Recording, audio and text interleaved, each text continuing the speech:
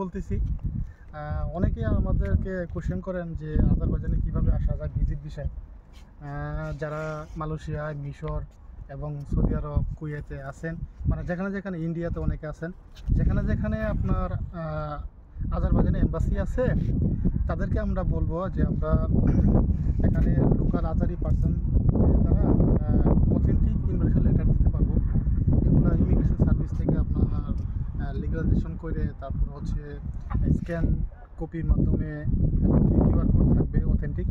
এগুলো আপনারা যদি যারা এই দেশে ভিজিট করতে আসতে চান, আজারবাইজানে অনেক ন্যাচারাল অনেক কিছু আছে এখানে, গাবালা, সাদা, নিজামি স্টেট, বাকু, এখানে যারা ভিজিট করতে আসবেন তারা যদি এই ইনভিটেশন লেটার এবং হোটেল বুকিং, তারপর হচ্ছে বিমানে রিজার্ভেশনগুলো যদি জমা দেন, আশা করি ভিসা পেয়ে যাবেন।